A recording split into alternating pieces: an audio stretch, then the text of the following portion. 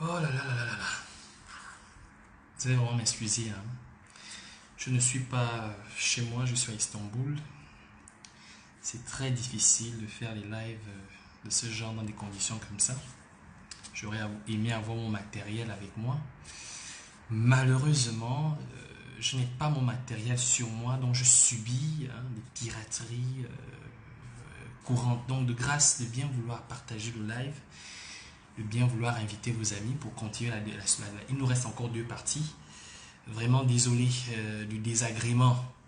Comme je disais, je ne suis pas chez moi, je suis à Istanbul et donc je suis bien exposé à toute forme de piraterie parce que là on a carrément coupé le live. Donc je suis obligé de relancer un second live. Donc je demanderai à ceux qui se connectent de bien vouloir continuer à inviter les amis, inviter les gens que vous voulez, partager, faites ce que vous voulez. Et puis on va relancer, il nous reste 2 parties et puis après ça on se dira au revoir. Donc vraiment désolé du désagrément.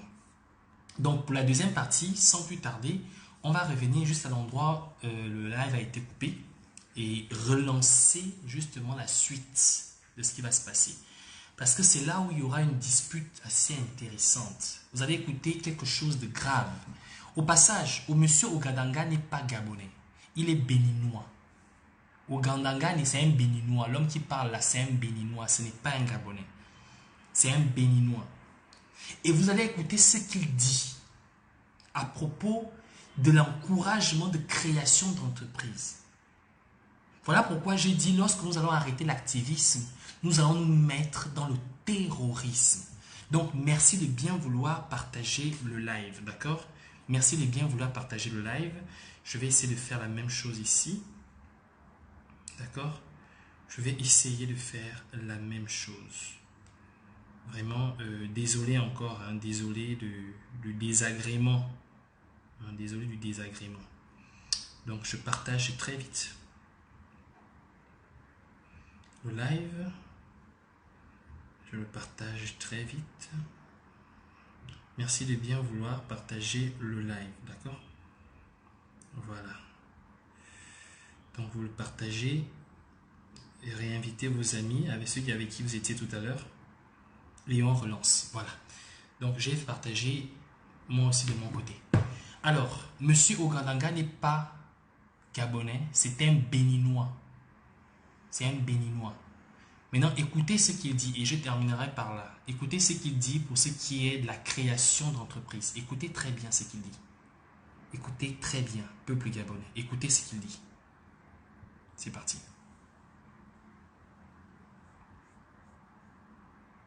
En général. Ah, vous les dissuadez. Bien sûr. Ça se passe au niveau des bourses et stages. Mais c'est ça la vocation. La vocation des bourses et stages. Monsieur Ogadanga, on revient à vous, les petites et moyennes entreprises gabonaises. Comment se portent-elles? Je peux vous dire que les PME se portent assez bien. Assez bien parce que lorsque nous regardons les PME gabonaises, elles souffrent des mêmes maux que la plupart des PME que l'on trouve au niveau du continent. Et cela, je le dis parce que je participe à des réunions avec des collègues qui trouvent que la PME en Afrique a les mêmes problèmes, c'est-à-dire le point de financement. Oui, mais là on parle du cas du Gabon. Et le cas du Gabon. Est-ce qu'on parle d'égalité des chances entre les expatriés, donc les Gabonais d'adoption et les Gabonais d'origine en termes de petites et moyennes entreprises? Déjà, l'entreprise, par définition, en économie, lorsque nous voulons faire la bonne économie, il faut admettre que ceux qui viennent pour nous apporter leur force de travail, que nous les considérons comme des entreprises gabonais. Oui. Déjà, par définition, les entreprises qui sont ici sont toutes des entreprises de droit gabonais. Omar Bongo-Dimba l'a dit, Léon a parlé, le père de l'indépendance a parlé de Gabon d'abord. Vous voyez, évitons cette opposition des Aucune étrangers. opposition. C'est pourquoi je dis... C'est une question. Y a-t-il égalité de chance? Monsieur le ministre, permettez. Y a-t-il égalité de chance? Il y a égalité de chance. Voilà. Il y a égalité de chance parce que si vous apportez vos capitaux, vous créez votre entreprise avec une filière porteuse, vous avez en face des débouchés.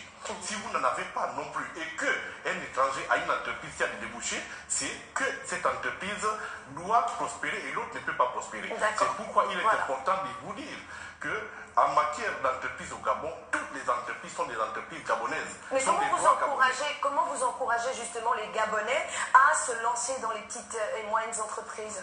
Déjà, Rapidement, s'il vous la plaît. première chose, Oui. c'est que les Gabonais qui se lancent dans des secteurs porteurs de croissance, comme dans la filière bois, comme dans l'agro-industrie, comme dans la métallurgie, nous les encourageons. D'accord. Et avec Et la les formation autres, et ils peuvent se l'accompagnement. débrouiller tout seuls. Non, on ne dit pas. Non, vous avez parlé d'encourager. D'encouragement, oui. Nous encourageons à aller dans les secteurs porteurs de croissance. D'accord. Mais vous comprenez avec moi que vous n'encouragerez pas quelqu'un à aller dans un secteur où il y a l'impasse. Tout à Parce fait. que quand vous produisez, vous devez vendre. Voilà, Vous devez je vivre comprends, de je comprends votre émotion lorsque vous parlez du secteur qui est le vôtre. On vous permet de conclure, Monsieur le ministre de l'Éducation nationale. Il y a, madame, un aspect qui a été évoqué dans le discours du président de la Très bien, République, lequel? qui est la chute de son discours. Oui, un seul doigt ne lave pas la figure. Un seul doigt ne lave pas L'unité. l'unité. Et même dans l'action. Et je voudrais, à mon avis, dire que c'est quelque chose de fondamental et c'est très dense, cela.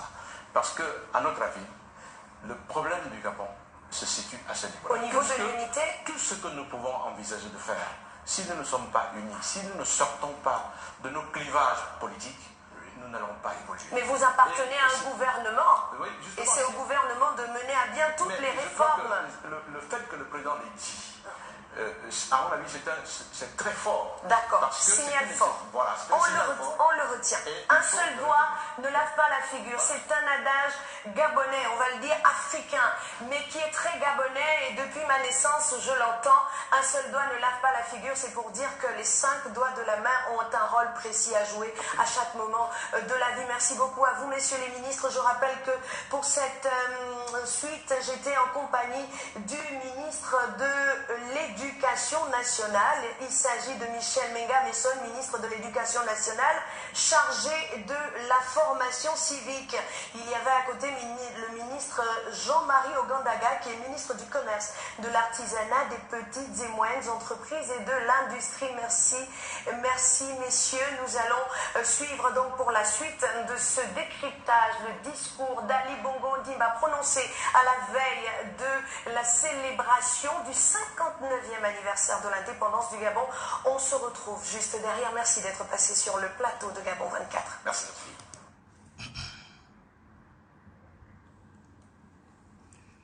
Je n'ai pas voulu faire de commentaires sur cette partie parce que je vais m'arranger à faire je vais faire un effort de couper cette vidéo. Je la mettrai sur mon mur. Je vais couper les passages de chaque ministre. Je les mettrai sur mon mur. Malcolm Dumapan va reprendre cette émission. Il va revenir sur ces vidéos-là. J'aimerais que vous écoutez bien la partie où il parle de l'entreprise. La priorité à qui? La priorité est à l'entreprise étrangère. C'est ça que vous devez retenir.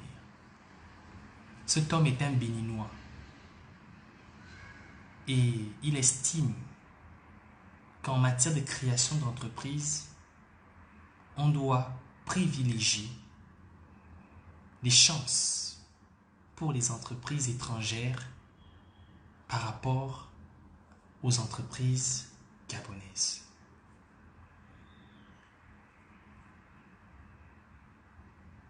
Merci beaucoup à Léa, à Béatrice d'avoir fait cette émission. Cette émission ne va pas passer dans l'oubli.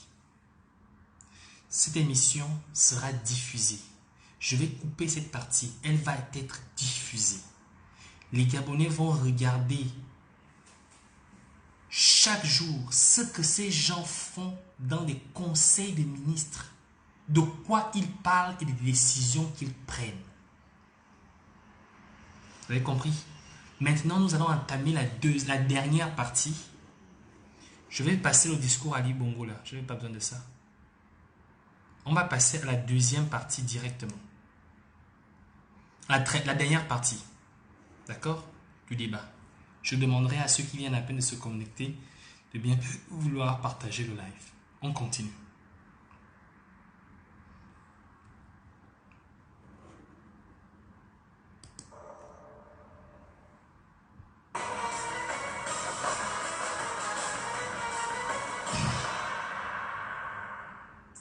Adresse à la nation d'Ali Bongo Ondimba.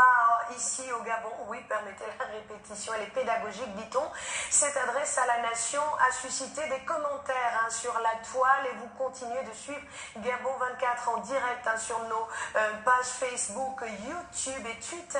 Merci de rester avec nous pour ce décryptage spécial, dernière ligne droite de ce discours à la nation d'Ali Bongo Ondimba. Et pour ce faire, je reçois, pour refermer, on va dire, ce plateau, le ministre Jean de Dieu Moukani Ouangou, ministre de l'Enseignement supérieur, de la recherche scientifique et du transfert de technologie. Bonsoir monsieur le ministre et merci d'être avec nous. Bonsoir madame. Alors, lecture d'entrée de jeu de ce discours d'Ali Bongo Ondimba, discours de 11 minutes, mais qui a passé en revue l'essentiel de la vie au Gabon, des réformes initiées jusqu'à la façon de les mener à bien. Tout cela a été pris en compte dans ce discours. Quelle est votre lecture? Vous savez, par principe, la parole présidentielle est rare. De ce fait, elle est fondatrice de toutes les espérances, parce que le chef parle à tous et à chacun à la fois.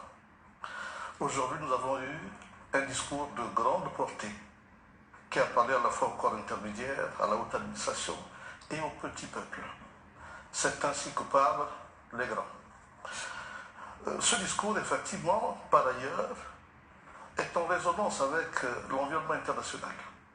Oui, au moment où l'on parle de la Renaissance africaine, celle-ci passe, je fais allusion là à l'agenda 2063 de l'Union africaine, cette Renaissance africaine passe par la maîtrise de l'éducation, des sciences, de la technologie, et cela par le ministre de l'Enseignement supérieur, de la recherche scientifique. D'accord, le programme des Nations Unies pour le développement, Ali Bongo l'a dit, est meilleur juge que nous-mêmes pour évaluer ce qui a été fait. Sachez que cet organisme classe le Gabon comme second pays d'Afrique subsaharienne continentale sur le plan du développement humain. Là aussi, quelle est votre lecture?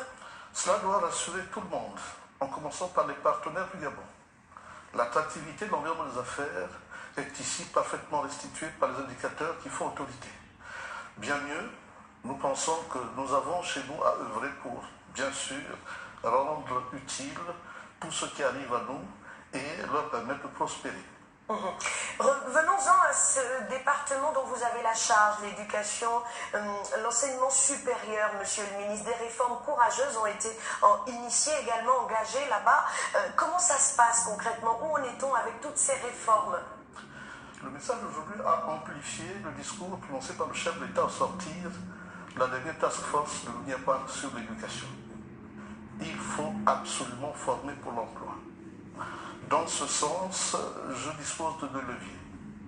Je dispose d'abord de la conférence des recteurs que j'ai réunie automatiquement pour passer le message et permettre qu'ensemble on regarde le curricula de sorte à implémenter dans notre système de formation, dans nos unités d'enseignement, un module qui permette à chacun d'être auto-entreprenant au sortir de son cursus, quelle que soit la spécialité.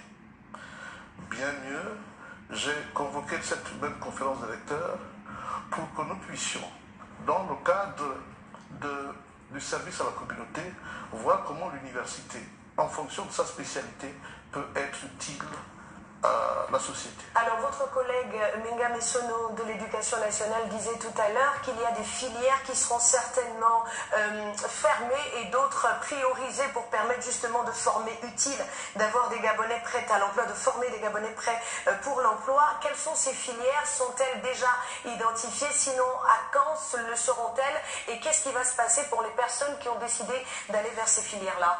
Avec son talent, Michel Menga avait parfaitement raison. Je vais compléter modestement en disant qu'il y a les métiers du bois, ceux de la santé, ceux de l'agriculture, qui sont porteurs de croissance. Ces métiers, effectivement, gagnent, s'agissant des cursus de formation, à être encouragés. Nous y sommes, et à ce titre-là, comme je l'ai dit, l'université est en train de dérouler sa révolution tranquille pour que nous puissions proposer des filières à forte employabilité. Mais justement, l'université Omar Bongo Ondimba, l'université des sciences et technologies de Massoukou ont montré leurs limites à court, moyen et long terme. La construction d'autres universités ou d'écoles permettant aux Gabonais justement de se former ici même au Gabon et pas tous aller à l'extérieur, parce que c'est également un point puisqu'on parle de bourse. Votre constat est tout à fait clair. Nous l'avons fait nous-mêmes. Il faut jouer sur deux leviers. Le premier est le renforcement des capacités d'accueil de nos établissements d'enseignement supérieur. Le deuxième levier est l'ouverture et la création de nouveaux bassins académiques. D'accord. Alors, Ali Bongo Ondimba a parlé d'un seul doigt qui ne lave pas la figure. Qu'est-ce que cela vous inspire comme commentaire? Ça témoigne de son enracinement profond dans notre culture. D'accord. C'est un adage qui est totalement gabonais en même temps qu'il est africain. D'accord. Et ça parle à l'unité de ce pays. Est-ce que vous pensez qu'avec ce qui se passe un peu partout là depuis le démarrage, par exemple de Gabon 9 provinces, l'unité est de mise? On vous a vu célébrer l'unité à temps réduit ou par occasion? Comment on l'explique? Écoutez, j'apprécie votre adresse. Là tout à l'heure, lorsque j'aurai pris congé de vous, j'irai à la province du G9 voilà. pour célébrer l'unité du Gabon. Voilà, Ali Bongo Ondimba parle de réformes courageuses. On parle d'économie. L'économie du Gabon a souffert de quelques maux, mais elle essaie de se remettre sur les rails. Aujourd'hui, le chef de l'État rappelle les préalables au gouvernement que vous êtes. Vous ne parlez pas au nom du gouvernement, mais pour le ministère dont vous avez la charge. Aujourd'hui, que doit-on retenir comme perspective à court, moyen et long terme? Écoutez, je me félicite par exemple de la France gabonaise, qui va faire Libreville à Franceville, avec toute sa dimension structurante. Mais moi, je permettrai à mes étudiants de partir de Libreville à Franceville avec une alternative supplémentaire désormais, la route. Ils pourront joindre Franceville par la route. Nous sommes à la veille de la rentrée scolaire. Qu'est-ce qui est prévu pour ces étudiants, justement, qui vont regagner les amphis? Lorsque vous ferez un tour à l'université, parce que je sais que votre mission est plutôt très prenante, vous constaterez dans les toutes prochaines semaines que des chantiers vont s'ouvrir, des grues vont s'installer, parce que nous allons attaquer le levier, comme je l'ai dit, du renforcement des capacités d'accueil de nos universités. Alors, comment vous l'expliquez, monsieur le ministre? Alors là, je m'arrête 2 minutes. C'est à la veille de la rentrée scolaire qu'on commence à faire des travaux, qu'on démarre des travaux d'entretien, de réflexion de ces bâtiments qui vont accueillir les étudiants? Il n'est jamais trop tard pour bien faire, oui. Monsieur le ministre, comment vous m'expliquez qu'à 2 mois de la rentrée, non, à 1 mois de la rentrée, que c'est là que vous avez prévu faire les travaux d'augmentation des capacités d'accueil de l'université? Et le ministre répond en disant: il n'est jamais trop tard pour mieux faire. Il s'agit de Mukani Iwongu. Vous vous rappelez de Mukani Iwongu? Oui, le Bantou. Voilà un homme qui a clamé à être un jour ministre en étant dans l'opposition, qui aujourd'hui nous dit le meilleur moment pour commencer les travaux de réflexion dans l'université Omar Bongo, c'est juste au moment où l'école commence.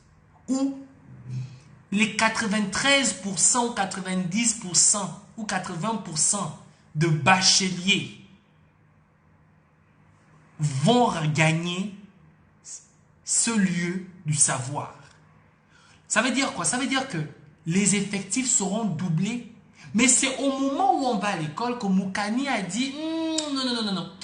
C'est au même moment qu'ils vont dans l'école, c'est au même moment qu'on va commencer à ajouter les tables de banc. Ça veut dire que quand un arrive, on met une table de banc, on augmente un côté de la salle. Quand l'autre arrive, on met une table de banc, on augmente le côté de la salle. Au fur et à mesure que les gens s'ajoutent dans l'amphi, au fur et à mesure, on augmente la capacité de l'amphi.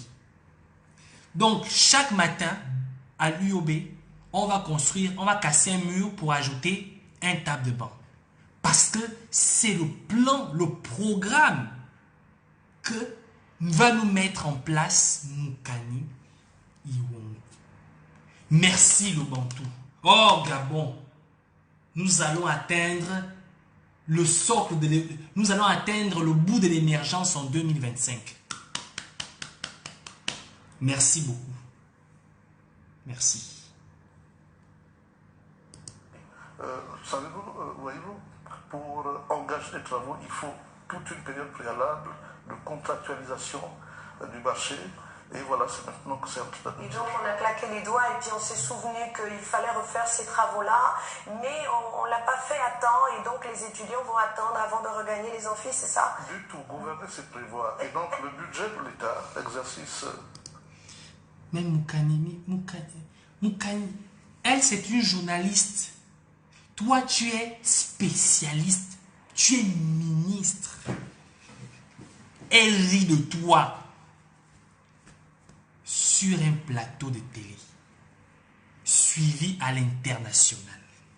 Elle rit de toi, toi le ministre, elle la journaliste. Ah ouais, pour elle tu es un clown à ses yeux. Tu es un clown. Elle rit de toi. Tu es pathétique. Tu es stupide. Moussounzwa. Tu as compris, non? Moussounzwa. Tu as compris? Moussounzwa, oui, là on est aussi. Imbécile. Continue. En cours, avait prévu une inscription irrelative. D'accord. Maintenant, tout est une question d'exécution du budget. Tout à fait. Voilà, merci beaucoup. Merci d'être passé sur le plateau de Gabon 24. Il y avait 7 minutes pour chaque ministre. Le temps a été respecté. Nous y sommes. Ali Bongo Ondimba s'est adressé à la nation à la veille du 59e anniversaire de l'indépendance de son pays. Un message de 11 minutes axé sur les points essentiels. L'accès à l'éducation, formation utile, donc formation, emploi, adéquation, formation, emploi. Il y avait derrière le discours d'Ali Bongo aussi la question de l'unité. Le patriotisme a été évoqué en d'autres termes, mais Ali Bongo est revenu surtout, sinon les points essentiels qui rythment la vie du Gabon. Avec cette phrase, il a conclu son adresse à la nation. Un seul doigt ne lave pas la figure, pour appeler ses compatriotes à l'unité, car c'est dans l'unité que tout se construit. Voilà pour l'essentiel de ce décryptage sur le discours du chef de l'État gabonais qui s'est adressé, je le rappelle, à ses compatriotes à la veille donc de la célébration de l'indépendance du Gabon, 59 ans déjà au compteur de cette nation, ce n'est pas rien. Et le chef de l'État gabonais a mis les petits plats dans les grands pour rappeler certains préalables aux gouvernants surtout, mais également aux populations. Merci monsieur le ministre d'être passé. Je rappelle que Jean de Dieu Moukani Ouangou, qui était avec nous à l'instant, est ministre de l'enseignement supérieur, de la recherche scientifique et du transfert de technologie. Merci à l'ensemble des équipes qui nous ont permis de vous préparer ce décryptage. Merci à vous de nous avoir suivis. Nos amis de Gabon 9 Province, Blanche et toute son équipe nous attendent du côté du boulevard Jean-Paul II à Libreville au Gabon pour nous faire vivre en direct ce qui se passe là-bas. Et nous vous retrouverons très prochainement pour d'autres décryptages. Voilà.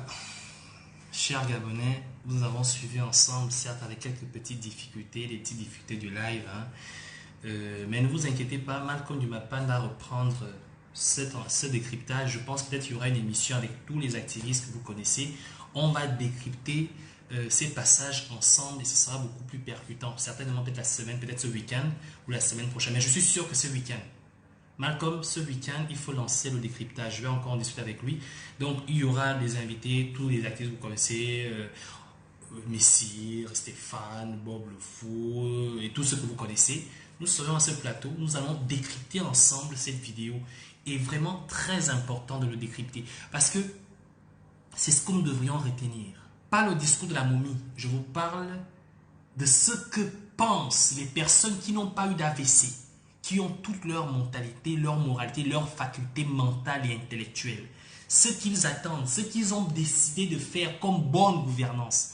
Il n'y a rien. Tous sont nuls, zéro à chier. Ils se sont fait malmener par une journaliste sur un plateau qui rit. Elle rit d'eux. Elle se moque d'eux. Et c'est par la même occasion que j'ai décidé de faire de ma deuxième épouse. Donc, je demande à ce que les gens font une levée de fonds parce que, évidemment, il faut que je fasse ma demande en Turquie autour d'un plat de feu de manioc. Évidemment, ça va de soi.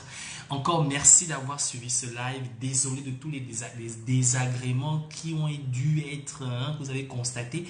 Comme je vous le dis, il y aura de nouveau ce décryptage qui se fera sur Malcolm Dumapan, donc Résistance TV.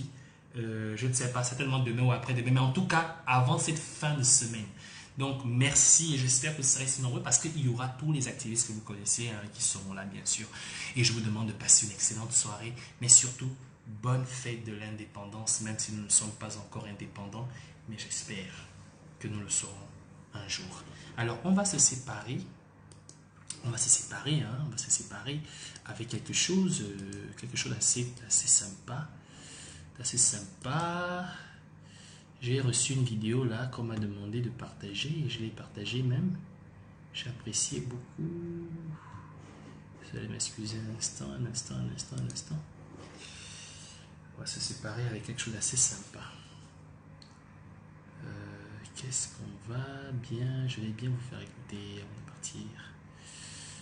Oh là là. Qu'est-ce que... Oui, il y a quelque chose que je devrais vous faire écouter avant de partir. Alors malheureusement, je ne retrouve pas. Bon, c'est pas grave. On va se séparer en musique dans ce cas. On va se séparer avec ma main Rod Zinc. On est ensemble, passez une excellente soirée. Ciao.